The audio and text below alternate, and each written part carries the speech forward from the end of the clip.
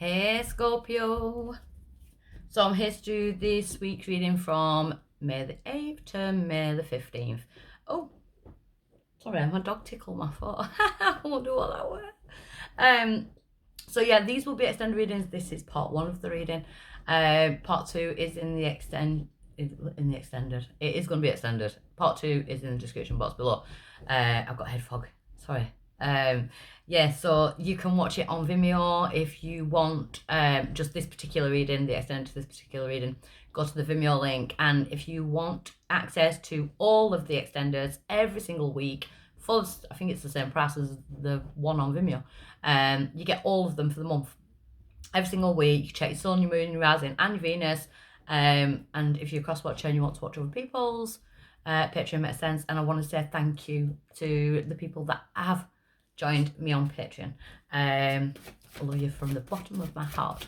So I'm going to dive straight in. Ignore how I look. I'm in one of them moods where I don't care about my hair and I can't bother putting makeup on and that. I don't care, to be honest.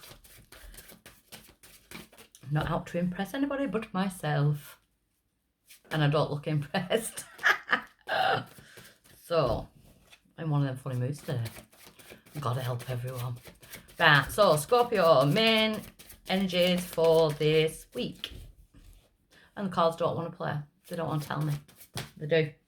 Patience and planning. So it's like this week is delivering a lesson of patience. But they need to actually kind of sit down with your patience and plan going forward. I love how the number 7 keeps coming out for everybody as well.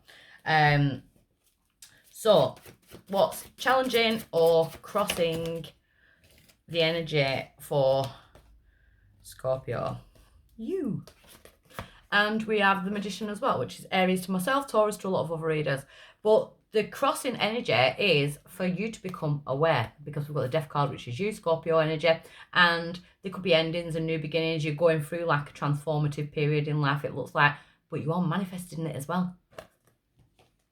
Be patient with your manifestations. They won't happen overnight, you know. We've got to release it to gain it, you know. But I feel like you are your own challenge at the moment, you know, especially becoming aware, because it is awareness. Become aware of what is going on around you, Scorpio.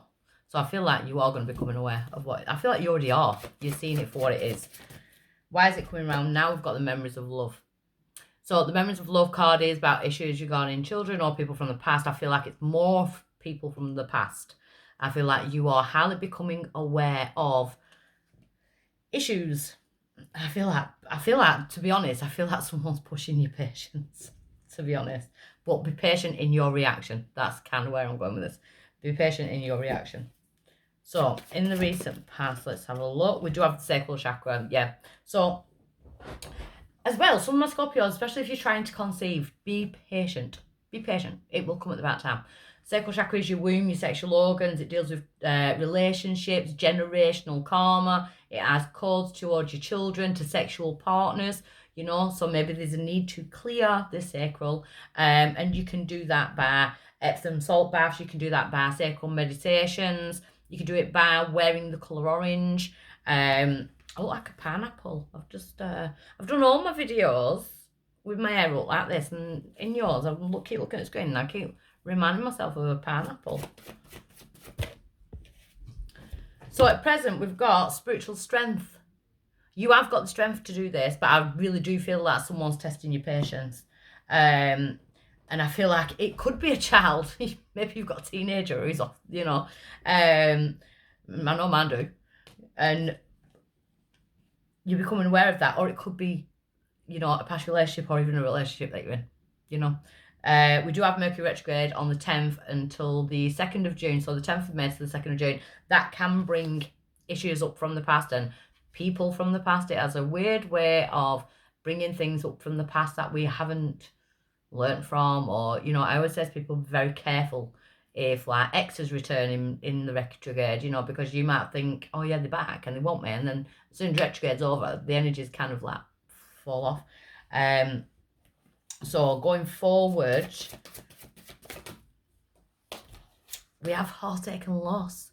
But again, look, she's guarding her sacral chakra. You know, I feel like you're facing the fact that something is dead, something is over, and it needs to be faced, because there's a feeling of entrapment. I feel like you're trapped in someone else's like kind of loop, because the only challenge is you. The only challenge is for you to finally end a situation, to kind of put the brakes on something. And I feel like that is going to take patience from you, because if you know something's not right, it doesn't make it any easier emotionally. And you know, it's like that. They say the 21-day rule, don't they? The no contact and that. That is going to take patience if you are having to do that, and it's going to hurt. But it's about turning that pain into a power, because we do have the spiritual strength. So I do feel like it is like nursing wounds. The water sign seems to be getting it double-barreled this week. Your power, though, is to be happy, rejoice in celebration. You know, it's to be happy. And you've got to put your happiness first rather than everyone else's. Maybe the fact that you are becoming aware that you've been nurturing too many people or nurturing certain situations, and there's no nurturing for you. You know, all your time and effort has been going into nurturing other people. But your power is to be happy. It's to put your happiness first. Because the outside influence to that is the universe. The universe is saying, right, come on now. You know, you can't take on board everyone else's burdens. You know, whether you love someone or not, you've got to step back sometimes. And that can even be a child. You know, the universe is having a major play in this reading. Same with Cancers. In the hopes and fears position, Spirit hope that you use your solar plexus. The central nervous system is the second brain of the body. This just deals with electricity. This sends messages out. This is your alarm system. And if something feels off here, you have got to trust it. You have got to trust it. So they're hope for you. I don't know what this dog is doing. She's a bit nutty today. Right, give me an outcome. Oh, I'm going to batter her. I think she's feeling as nutty as me. Your outcome is the shadow. So it is the moon card in this deck. It's Pisces, but it's facing you inner demons. It's the light part of you facing the darkness, and the darkness is not a nasty place. It's not a bad thing. In the dark, you know, the moon sheds light on the darkest of situations, and I feel like you are doing a lot of shadow work, and there's a need for that to be shown, you know. But Spirit always has the upper hand, especially when you're going up against your own ego. Ego can keep you safe.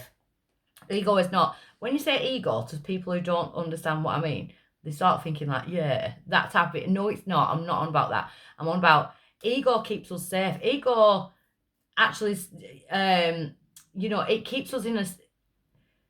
Say you've been really hurt in past relationships. Your ego could be like, right, no, we need to stay on his own now, because this safety here, you know, no one's going to hurt me again. That's ego as well, you know. And I feel like you're going up against that, but I feel like you're really struggling ending a situation.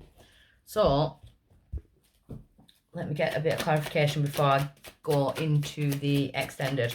So I feel like you are planning on doing it, but it's like you're struggling doing it. The Three of Pentacles in reverse. Teamwork makes dream work. It's in reverse. It's not working. Something's not working, or something hasn't been working, and maybe you're having to deal with that now. Yeah, the Judgment. But it's in reverse. Making that clear-cut decision to leave something, or, you know, to kind of decide, I need to go forward. Whether you might not even be in this situation anymore, but it's still got an emotional hold over you. You know, so it's like that. I need to make that clear-cut judgment. And yes, it's going to hurt. It is going to hurt. But it's for my greater good, you know. Tell me about the Six of Cups, Memories of Love. The Four of Wands in reverse. Contentment, peace, abundance, happy home life, completion of projects. It never completed. It wasn't what you thought it was, you know. It wasn't what someone may have described it was going to be, or someone promised you, you know. What I feel like it's not turned out the way you thought it was going to turn out. Tell me about the heartache and loss. The Hermit. So Virgo energy there, could be dealing with a Virgo. But I do feel like this situation is forcing you to go inwards and do the shadow work, because that's what the Hermit does. And your outcome is the shadow. So it's Virgo energy, but the Hermit, he's got his spiritual lantern and he goes inside his cave to do that shadow work, to heal from past traumas and to find his inner self. And, you know, so you are being forced into healing. But it'll, you know, once you come out of that cave, yeah, the future's dark. We don't know exactly where we're going, but you've got your spiritual lantern. So each step forward is going to be illuminated. So you'll know, you know, there's no major shock factors in it. So I feel like that's what you're healing. The fact that there is an ending, or there has been an ending going on. And I feel like you're healing from that. I don't know what, she looks like a meerkat.